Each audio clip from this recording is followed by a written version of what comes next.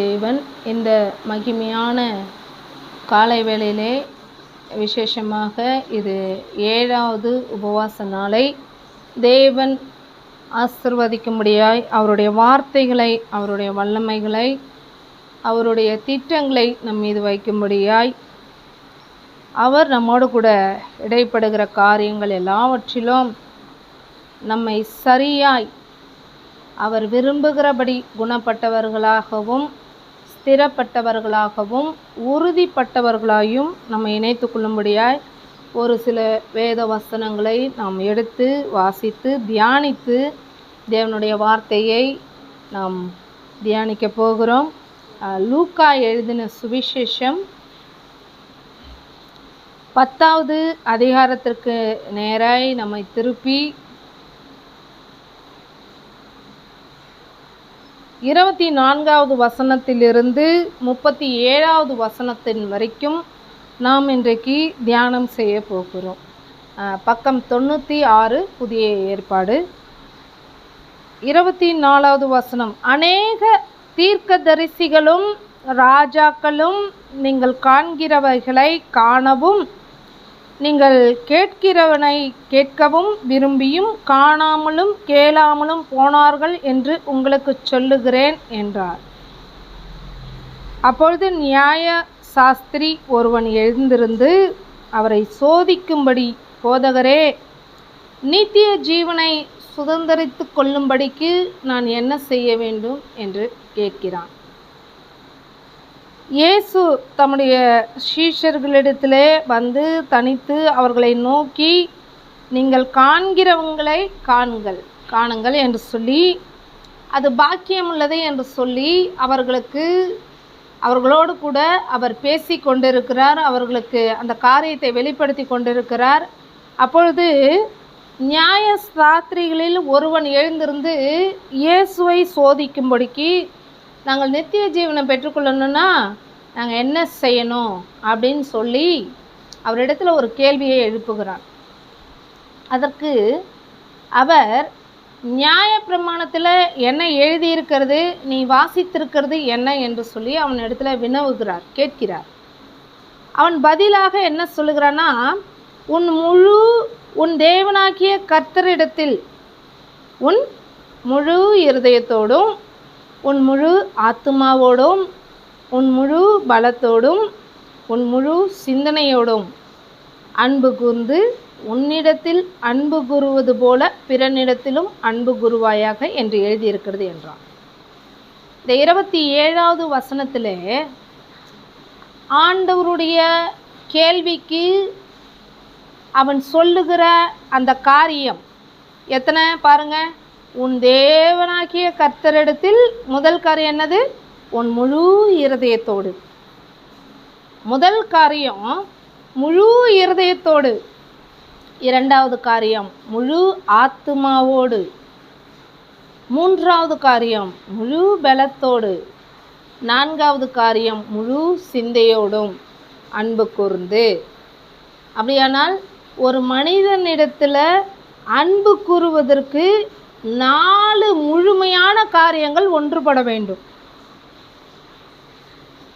வேதம் நமக்கு அழகாய் சொல்லுகிறது, ஒரு மனிதனிடத்தில் நான் அன்பாய் இருக்கிறேன், நான் என் அன்பை காண்பிக்க விரும்புகிறேன், என்னுடைய அன்பை நான் அவனிடத்தில் தெரியப்படுத்த விரும்புகிறேன், நான் அவனை நேசிக்கிறேன், எல்லோரும் நேசிக்கப்படத்தக்கவர்கள் என்று சொல்லி இந்த பூமியில் நம்ம என்ன செய்கிறோம், நமக்கு பிடித்தவர்களுக்கு எதையாகிலும் ஒரு பரிசு பொருட்களை வழங்குகிறோம். இல்லை என்று சொன்னால் நமக்கு பிடித்த மாதிரி ஒரு பொருட்களை வழங்குகிறோம். இல்லை என்று சொன்னால் அவர்களுக்கு என்ன பிடிக்கும் என்று தெரிந்து கொண்டு அதன்படி நாம் செய்கிறோம். இன்னும் கொஞ்சம் அதிகப்படியாக நம்ம யோசித்தா, இந்த காலத்தில் பிள்ளைங்க என்ன விரும்புதோ அதை நாங்கள் செய்கிறோன்னு சொல்லி பெற்றோர்கள் அதற்கு பிள்ளைகளை எதை விரும்பினாலும், அது பைக் விரும்புதா, பைக்கை வாங்கி கொடுக்கணும். அந்த பைக்கு நல்ல பைக்கா, அது அவனுடைய சரீரத்திற்கு சரியானதா, அவனுடைய உடல் தகுதிக்கு அது சரியானதா என்று இன்றைக்கு ஆராய்ந்து பார்ப்பது இல்லை. நான் வச்சிருக்கிறது ஒரு பிள்ளை, நான் வச்சிருக்கிறது 2 பிள்ளை, நான் என் சொத்தெல்லாம் என் பிள்ளைக்கு தான் சொல்லி இன்றைக்கு சடிதியாய் முடிவெடுத்து எது நலம் என்று கூட ஆராய்ந்து பார்க்காதபடிக்கு பிள்ளைகள் எதை கேட்கிறார்களோ அதை வாங்கி கொள் என்று சொல்லுகிறார்கள். ஆனால் வாங்கி கொள்ளுகிற பொருட்கள் வீட்டிலே நிரந்தரமாக இருக்கும், பிள்ளைகள் தான் இருப்பது இல்லை. இன்றைக்கு அநேக விபத்துகள், நிறைய பிள்ளைகள் என்ன பண்ணுறாங்க, பைக் ஓட்டுகிற வயதை மீறி பைக்கை ஓட்டுறது. எப்படி ஓட்டுவது, என்ன சட்டமே தெரியாமல் பைக்கை ஓட்டுவது, உட்கார்ந்து கொண்டு ஓட்டுகிற பைக்கில் ஏறி நின்றுட்டு ஓட்டுறது, கீழே உழறது. இதனால் என்ன நடக்கும்னு பார்த்தீங்கன்னா சேதம், பிள்ளைகளுக்கு சேதம், பொருட்களுக்கு சேதம். ஆனால் விஷயம் என்ன அப்படின்னு பார்த்தீங்கன்னா அன்பு. பிள்ளைகள் விரும்பிவிட்டார்கள், பிள்ளைகள் கேட்கிறார்கள், பிள்ளைகளுக்கு அது தேவை. என் பிள்ளை என்ன கேட்கிறதோ அதை கூட என்னால் செய்ய முடியவில்லை என்று சொன்னால் என்னுடைய சொத்து எதற்கு, என்னுடைய பணம் எதற்கு, நான் சேமித்து வைத்த இந்த பணங்கள் எனக்கு எதற்கு என்று சொல்லி நம்முடைய அன்பை நிரூபிக்கவும் நம்முடைய அன்பை காண்பிக்கவும் இன்றைக்கு கொஞ்சம் கூட யோசிக்காதபடிக்கு சட்டென முடிவெடுத்து ஒரு காரியங்களில் நம்ம ஈடுபடுகிறோம். ஆனால் வேதம் அழகாய் சொல்லுகிறது, அந்த நியாய சாஸ்திரி சொல்லுகிறார் பாருங்க, உன் தேவனாகிய கர்த்தரிடத்தில் முழு இருதயத்தோடும். அப்படியானா ஒருவன் மீது நம்ம அன்பை செலுத்த வேண்டும் என்று சொன்னால் உன் தேவனாகிய கர்த்தரிடத்தில் முழு இருதயத்தோடும், கொஞ்சம் நஞ்சம் மனசோடு இல்லை, அறகுற மனசோடு இல்லை, ஏதோ கடமையாக அல்ல, ஏதோ என் தலையெழுத்து என்று அல்ல, முழு இருதயத்தோடு ஒரு காரியத்தில் நம்முடைய ஈடுபாடு முழுமையாக இருந்தால்தான் அதில் நம்ம சக்ஸஸ் பண்ண முடியும். நாம் ஒன்றை செய்து கொண்டிருக்கும் பொழுது மற்றொன்றிலே நம்முடைய மனம் யோசிக்க தொடங்கிவிட்டது, அல்லது ஏதாகிலும் ஒரு விஷயத்தை நம்ம என்ன பண்ணுறோம், சிந்திக்க தொடங்கிவிட்டோம், அல்லது திடீரென்று சொல்லி ஏதோ ஒன்று நினைவுக்கு வருகிறது என்று சொன்னால் நம்முடைய ஆத்மா அங்கே இல்லைன்னு அர்த்தம். இன்னும் உங்களுக்கு வெளிப்படையாக உங்களுக்கு புரிகிற மாதிரி சொல்லணும்னா, ஞாயிற்றுக்கிழமை ஆனால் நம்ம என்ன பண்ணுறோம், சபையில் கூடி வரோம். கூடி வந்தோடனே வாசலில் என்ன பண்ணுறோம், காலணிகளை அவுத்து விட்டுடுறோம். நம்ம கவலையை அவுத்து விடுகிறோமா, நம்முடைய குடும்ப சூழ்நிலையை அவுத்து விடுகிறோமா, சுமைகளை இறக்கி விடுகிறோமா, இல்லை. அப்படியே உள்ளே வந்து அமர்ந்து தேவ சமூகத்தில் உட்கார்ந்து நம்ம ஆவி ஆத்மா சரீரம் தேவ சமூகத்தில் இருக்குதான்னு பார்த்தா நம்ம உடல் மட்டும்தான் இங்கே இருக்கும். நம்ம உடல் இருக்கும், நம்ம எண்ணம் எங்கே இருக்கும், திரும்ப வீட்டுக்கு போய் நம்ம என்ன சமைப்பது, இந்த நாளை எப்படி முடிப்பது, சாயந்தரம் சிறுவர் ஆராதனை இருக்கிறதா, அல்லது சாயந்தரம் சிறுவர் ஊழியங்கள் இருக்கிறதா, இந்த நாள் ஃபுல்லாக இதிலே போயிடும். நம்ம மதியம் எவ்வளோ குயிக்காக சமைச்சு பிள்ளைகளுக்கு கொடுக்க முடியும், இந்த நாளில் ஊழியத்தில் முழுமையாக நம்மளால் பங்கெடுக்க முடியுமா, ஏதாகிலும் விசேஷங்கள் வந்திருக்கிறதா என்று சொல்லி நம்ம உடல் மட்டும் இங்கே இருக்கும், ஆன்மாவும் சிந்தனையும் நம்முடைய எண்ணங்களும் வெளியே போய்விடும். ஆனால் நம்ம சபையில் தான் அட்டென்ஷன் கொடுத்துட்ருப்போம். நம்ம இருதயம் எங்கே இருக்காது, தேவனுடைய சமூகத்தில் காத்திருக்காது. நாம் ப்ரெசன்டேஷன் ஆகிறத விட நமக்கு ஒரு மனம் தேவ சமூகத்தில் கூடி வந்தால் நாம் எங்கே வந்திருக்கிறோம், நம்ம எதை பற்றி யோசிக்கிறோம், நம்மை நிர்விசாரப்படுத்தி கொள்ளவே கூடாது. தேவ சமூகத்தில் வந்து உலக கவலைகளோ, வீட்டினுடைய தேவைகளோ, அல்லது அன்றாட நிகழ்வுகளோ, அல்லது நீங்கள் சுமந்து கொண்டு வருகிற சுமைகளை பற்றி நீங்கள் சிந்திக்க தொடங்கிவிட்டீர்கள் என்று சொன்னாலே உங்களுடைய ஆத்மா தேவனோடு ஒருமனப்படாது. தேவ சமூகத்தில் வந்த உடனே நம்முடைய காரியங்கள் அத்தனையும் சிந்தனைகள் அனைத்தையும் துதியும் ஸ்தோத்திரத்தையும் சொல்லும் போதே ஒதுக்கி வச்சிடணும். கொஞ்சம் அடிக்கடி இடைப்பட்டு அது தன்னுடைய வல்லமையை காண்பிக்கும். எப்படி அப்படின்னா, நீங்கள் வந்து உட்காந்து ஜெபம் பண்ணுற திருப்ப நீ வீட்டுக்கு தான் போயாகணும், வீட்டுக்கு போனோடனே உனக்கு இவ்வளோ பிரச்சனை இருக்குது, நீ அதை பற்றி யோசிக்காமல் இங்கே வந்து என்ன உட்காந்துட்ருக்கன்னு நமக்கு சுய சிந்தனைகள் மேலோங்கும். ஆனால் நாம் என்ன பண்ணணும் அப்படின்னா, நம்ம எந்த ஆலயத்திற்கு வந்திருக்கிறோம், யாரை காணும்படியாக வந்திருக்கிறோம், யாரை சேவிக்கும்படியாக வந்திருக்கிறோம் என்று சொல்லி நம்ம ஒருநிலைப்படுத்தி நம் சிந்தனைகள் எல்லாம் தூரப்படுத்த வேண்டும். தேவ சமூகத்தில் இருதயத்தை நம்ம ஒருமனப்படுத்தினாலே நம்முடைய சிந்தனைகள் எல்லாம் தூரப்படுத்திவிடும். அவரை துதிக்கும் போது, அவரை ஸ்தோத்தரிக்கும் போது, அவர் இடத்துல விண்ணப்பம் செய்கிற பொழுது நம்முடைய கவலைகள் கண்ணீர்கள் எல்லாவற்றுக்கும் நாம் என்ன பண்ணணும், ஒரு முற்றுப்புள்ளி வைத்து விட்டு தேவனை ஆராதிப்பதிலே நாம் உண்மையாக இருப்போம் என்று சொன்னால் போகும்போது நம்ம விடுதலையோடு வீட்டிற்கு போகலாம்.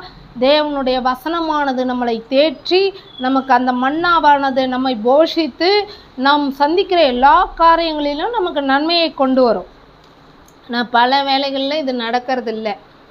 பாடி மட்டும்தான் இங்கே ப்ரெசன்டேஷன் ஆகும். மைண்டு ஃபுல்லாக எங்கே ப்ளோயிங் ஆகிட்டுருக்கோம், வேறு காரியத்தில் சிந்திக்க தோணும். இன்னும் கூட உங்களுக்கு புரிகிற மாதிரி சொன்னோம் அப்படின்னா, 2 நபர்கள் இருந்தாங்களாம், தேவனை தேடுகிற நபர்கள். ஒரு மனுஷன் என்ன பண்ணனா, இன்றைக்கி வேறு வழியே இல்லை, என்னுடைய சொந்த அண்ணனுக்கு கல்யாணம், நான் ஆராதனையை அட்டன் பண்ண முடியாது, வேறு வழி இல்லை, நான் கல்யாணத்துக்கு சென்றே ஆகணும்னு போயிட்டான். இன்னொருவன் தேவாலயத்திற்குள்ளே வந்து தேவனை சந்திக்கும்படியாக ஆயத்தப்பட்டு அமர்ந்து விட்டான். இப்போ பாருங்கள், கல்யாணத்தை அட்டன் பண்ணிட்டுருக்கிற அந்த சகோதரன், ஐயோ இது என் தேவனை ஆராதிக்கிற நேரமாயிற்றே, இது என் தேவனுக்குரிய நேரமாயிற்றே, நான் தேவனை சந்திக்கிற ஒரு நேரமாயிற்றே, என்னை மகிமைப்படுத்துகிற தேவனை நான் உயர்த்துகிற ஒரு நேரமாயிற்றே என்று சொல்லி அவன் திருமணத்திலே நின்று கொண்டிருந்தாலும் அவனுடைய எல்லா சிந்தனைகளும் யோசனைகளும் தேவனை சுற்றியே வந்தது. தேவனை அந்த இடத்துல அவன் துதித்து கொண்டிருந்தானா. ஆனால் தேவாலயத்திற்குள்ளே வந்த ஒரு மனிதன் என்ன செய்தானா, இன்றைக்கி கல்யாணம், அவன் போயிட்டான், கேசரி சாப்பிட்றானா, பொங்கல் சாப்பிட்றானா, இட்லி சாப்பிட்றானான்னு தெரியாது. நம்மளும் ஒரு வேளை கல்யாணத்துக்கு போயிருந்தால் விதவிதமாக சாப்பிட்ருக்கலாம். வாரம் வாரம் நம்ம அட்டன் பண்ணுற ஆராதனை தானே, நம்ம இங்கே சிக்கிட்டோமே அப்படின்னு சொல்லி இங்கே இருந்துக்கிட்டு திருமணத்தை பற்றியும் உணவை பற்றியும் உறவினர்களை பற்றியும் உலக சந்தோஷ கிரியைகளை பற்றியும் யோசித்து கொண்டு இருந்தானா. அப்போ பாருங்கள், நம்ம இருதயம் எங்கே இருக்குது? அப்போ இந்த 27வது வசனத்தில் சொல்லப்பட்டிருக்கிறது, முழு இருதயம் ஒருமனப்படணும், முழு ஆத்மா ஒருமனப்படணும், அதுக்கப்புறம் நம்மளுடைய முழு பலன். இதை நாம் ஆண்டவருடைய சமூகத்திலே நம்மை ஒருமனப்படுத்துகிற முழு சிந்தையோடும் இந்த 4 காரியங்களும் முழுமையாக இருந்தால்தான் உன்னிடத்தில் அன்பு கூறுவது போல பிறனிடத்திலும் அன்பு கூற முடியும் என்று எழுதியிருக்கிறது. அல்லேலூயா. இன்றைக்கு நாம் ஒருவரை நேசிக்கணும்னு சொன்னால் இந்த 4 விஷயம் ஒருமனப்படணும். நமக்கு சிந்தனையில் இவங்க நல்லவங்க, இவங்களுக்கு நம்ம அன்பு கூறணும்னு வரும், அப்புறம் ஆத்மாவிலையும் வரும். ஆனால் முழு பலன் இருக்காது. முழு பலன் இல்லைன்னா அந்த நன்மை எப்படி முடியும்? பாதியில் தான் முடியும். அக்கறை இல்லாததாய். ஒருவருக்கு நீங்கள் அன்பு செலுத்த வேண்டும், ஒருவருக்கு விருந்து வைக்க வேண்டும். உங்களுடைய முழு ஈடுபாட்டோட ஒரு விருந்து வைக்கணும்னா அதனுடைய தன்மை வேறு. பாதி மனதோட முழு பலம் இல்லாமல் அப்படின்னா ஏனோ தானோ உணவு கொடுக்க வேண்டும், ஏதோ ஒன்று கொடுக்க வேண்டும் அசட்டையாய். அப்போ பாருங்கள், இந்த 4 காரியங்களும் சிந்தனையில் ஒருமனப்படணும், முழு பலத்தோடு ஈடுபடணும், ஆத்மாவில் முழு பலத்தோடு செயல்படணும், முழு இருதயத்தோடு சிந்தனையோடு. இப்போ 4 முழுமையான காரியங்கள் இருந்தால் தான் நாம் மற்றவர்களிடத்தில் நம்மை நேசிப்பது போல், நம்மிடத்தில் அன்பு கூறுவது போல் பிறனிடத்தில் அன்பு கூற முடியும். நம்மை எப்படி நாம் பராமரித்து கொள்ளுகிறோமோ, நம்மை சுயமாக எப்படி நாம் நேசித்து கொள்ளுகிறோமோ, அந்த நேசத்தை மற்றவர்களுக்கு நாம் நம்மை போலவே பகிர்ந்து கொடுக்க முடியும். இப்போது அவர் அவனை நோக்கி, யார்? கிறிஸ்து நியாய சாஸ்திரியை நோக்கி, நிதானமாய் உத்தரவு சொன்னாய், சரியா சொன்னப்பா, அப்படியே செய், அப்பொழுது பிழைப்பாய். அல்லேலூயா. பாருங்க, நீ என்ன சொன்னியோ அது சரியாக சொல்லியிருக்கிற, இதன்படி நீ செய், இப்பொழுது உன் ஆத்மா பிழைக்கும், உன் வாழ்நாள் பிழைத்திருக்கும் என்று சொல்லுகிறார். அவன் கேட்ட அந்த சோதனையான ஒரு காரியங்களுக்கு அவனிடத்திலிருந்தே பதிலை வாங்கி நீ இதன்படியே செய் என்று சொல்லி ஆண்டவர் அருமையாக அவனுக்கு புத்தி சொல்லுகிறார். அவன் தன்னை நீதிமான் என்று காண்பிக்க மனதாய். அப்படின்னா பார்த்தீங்களா, நீங்கள் கேட்ட கேள்விக்கு நான் எவ்வளவு சரியாக பதில் சொல்லியிருக்கேன். ஆரம்பத்தில் இவருடைய சூழ்நிலை எப்படி இருந்தது? ஆண்டவரை சோதிக்கும்படியாக. இப்பொழுது அந்த பதிலை சொன்ன உடனே ஆண்டவர் சொல்லுகிறார், சரியாக சொன்னப்பா, நிதானமாக சொன்ன, நீ எப்படி சொன்னியோ அதன்படியே செய், நீ பிழைப்பா என்று சொன்னோன்னே இப்போ தன்னைத்தானே உயர்த்தி கொள்ளுகிற ஒரு சிந்தனை அவனுக்குள்ளே வந்துருச்சு. அப்பா, நம்ம எவ்வளோ பர்ஃபெக்ட், நம்ம எவ்வளோ கரெக்ட், நம்ம எவ்வளவு சரியானவர்கள் என்று சொல்லி தன்னுடைய சிந்தையை உயர்த்திக்கிறான். தன்னைத்தானே உயர்த்தி கொள்ளுகிற ஒரு அனுபவம். தன்னையே நீதிமான் என்று காண்பிக்க மனதாய் திரும்பவும் ஆண்டவரை நோக்கி எனக்கு பிறன் யார் என்று கேட்டான். அப்போ பிறனை நேசி என்று சொல்லப்பட்டிருக்கிறதுலவா, அப்போ நான் யாரை நேசிக்கணும்? நான் பிறனை நேசிக்கணும் என்று சொன்னால் எனக்கு பிறன் யார் என்று சொல்லி ஆண்டவரிடத்தில் அவன் வினவுகிறான், கேள்வியை எழுப்புகிறான். இப்போ இயேசு திரும்பவுமாய் அவனுக்கு ஒரு பதிலை சொல்லுகிறார். ஒரு மனுஷன் எருசலேமிலிருந்து எரிகோவுக்கு போகையில், ஒரு பட்டணத்திலிருந்து இன்னொரு பட்டணத்திற்கு போகையில் ஒரு கள்ளர் குகையில் அவன் அகப்பட்டு கொண்டுகிறான். திருடர்கள் கையில் அவன் அகப்பட்டு கொண்டிருக்கிறான். அந்த திருடர்கள், கள்ளர்கள் என்ன பண்ணுறாங்க, அவனுடைய வஸ்திரங்களெல்லாம் உரித்து கொண்டு அவனை காயப்படுத்தி குற்றுயிராக, அவனிடத்துல ஏதாவது இருக்குமா என்று தேடி பார்க்கும்போது அவனிடத்துல என்ன கிடைத்ததோ அதை எடுத்துக்கிட்டு வழிப்பறி கொள்ள என்ன பண்ணுவான், கிடைச்ச வரைக்கும் போதும் அப்படின்ட்டு நல்ல உடை இருந்தால் நல்ல உடையை எடுத்துப்பான். அவங்ககிட்ட என்ன இருக்குதுன்னு தேடும்போதே ட்ரெஸ்ஸெல்லாம் கீழ்ச்சிடுவாங்க, பார்த்துருக்கீங்களா? பொறுமையாலாம் உட்காந்து திருடன் பேக்கெட்டுக்குள்ளே கையை விட்டுலாம் தோண்டி அவன் இடத்துல என்ன இருக்குன்னு பார்க்க மாட்டான். வேகமாக அவன் கழுத்தில் காதில் எதையாவது போட்டிருக்கானா, எதாவது பண்ணியிருக்காங்களா, அவன் உடைகளெல்லாம் அவன் கிழித்து அவனை குத்துயிருமா கொலையிருமா எழுந்து ஓடி அக்கம் பக்கத்துல அவன் சொல்லிடக்கூடாதுன்னு சொல்லி அவனுடைய உயிரை அவன் பிடித்து கொள்ளும் அளவுக்கும் அவன் தப்பித்து கொள்ளும் அளவுக்கும் எழுந்து நதவாதபடிக்கு அவனை என்ன பண்ணிடுவாங்க, டோட்டலாக மயக்க நிலைக்கு குத்துயிரும் கொலையுருமா போட்டுவிட்டு ஓடி போயிடுவாங்க. இப்படி செய்துவிட்டு சிலர் போய்விட்டார்கள்.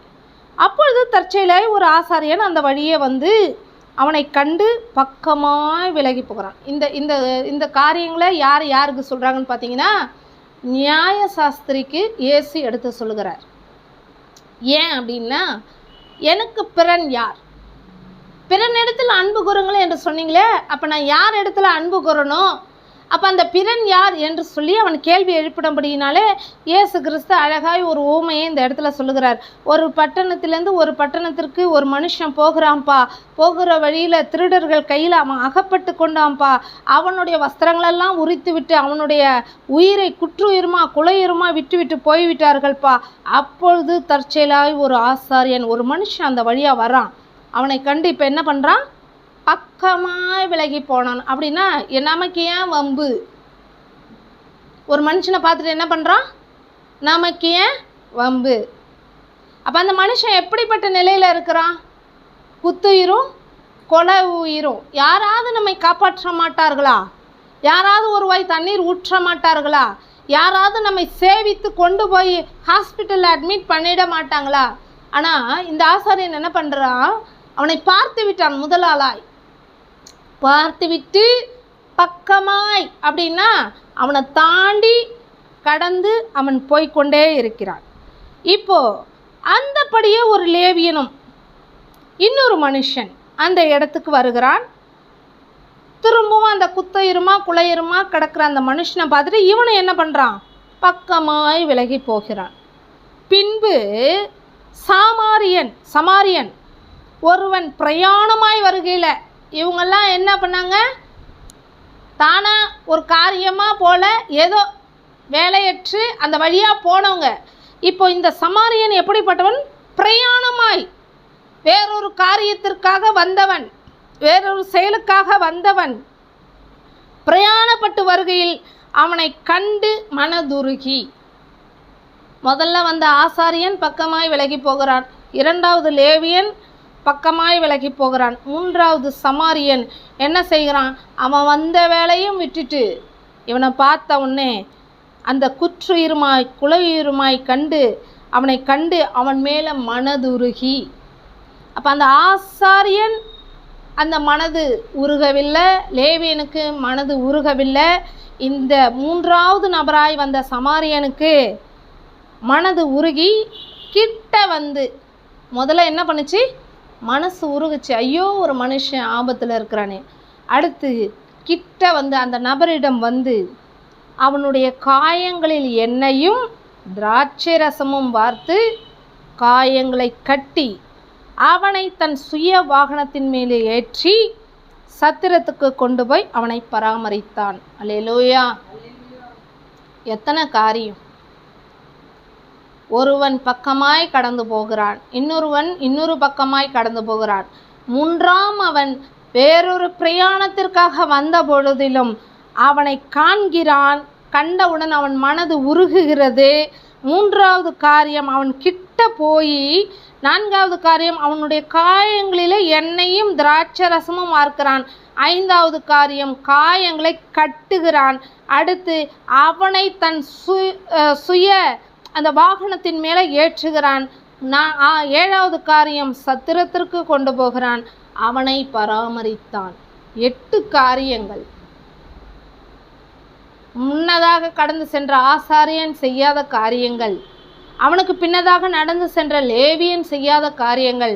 இந்த சமாரியன் வேறொரு காரியமாய் புறப்பட்டு போனவன், பிரயாணப்பட்டு போனவன். பிரயாணப்பட்டு போகிறவன் வெறுமை எதுக்காக போயிருப்பான்? ஒருவேளை வேலை காரியமாய் போயிருக்கலாம், தொழில் காரியமாய் போயிருக்கலாம், அல்லது ஏதாகிலும் ஒரு தேவைக்காக ஒருவன் பிரயாணப்பட்டு போகிறான். அவனுடைய பிரயாணத்தை தள்ளி வைத்து இந்த 8 காரியங்களையும் அவன் செய்து மறுநாளிலே தான் புறப்படும்போது, அவன் வீட்டிலிருந்து புறப்படும்போது எங்கே புறப்பட்டிருப்பான்? பிரயாணத்திற்கு. இப்போ போகிற வழியில் இதை கண்ட உடனே ஒரு நாள் அவன் கூட ஸ்பெண்ட் பண்ணியிருக்கான். மறுநாளிலே தான் புறப்படும் பொழுது 2 பணத்தை எடுத்து, 9வது காரியம், ஒரு நாள் முழுவதும் அவனோடு கூட இருந்து அவனை பராமரித்திருக்கிறான். 10வது காரியம், தான் வைத்திருந்த பிரயாணத்திற்கென்று வைத்திருந்த பணங்கள் அல்லது பிரயாணப்பட்டு செல்லுகிற காரியத்திற்கு தேவையான பணங்கள், அந்த 2 பணத்தை எடுத்து சத்திரத்தில் சத்திரத்தான் அந்த சத்திரம் என்னன்னு உங்களுக்கு தெரியுமா? நம்ம இப்போல்லாம் மண்டபம் பார்க்குறோம். கிராமத்திலலாம் ஒரு சில இடங்கள்லாம் என்ன மையம் வச்சுருக்குறாங்க, அது பொதுவான ஒரு சமத்துவ கூடம் அந்த மாதிரி வச்சுருப்பாங்க. அந்த நாட்களிலே சத்திரம் என்று சொன்னால் மண்டபங்கள் அது விலைக்கு அல்ல, இலவசமாய் தங்கி கொள்ளுவது. யார் வேண்டுமானாலும் தூங்கி எழுந்து முடிந்தால் சாப்பிட்டுட்டு கூட அங்கேருந்து என்ன பண்ணலாம், போகலாம். அப்போ பாருங்கள், அந்த சத்திரத்தை பராமரிக்கிற அந்த மனுஷனிடத்தில் அந்த பணத்தையும் கொடுத்து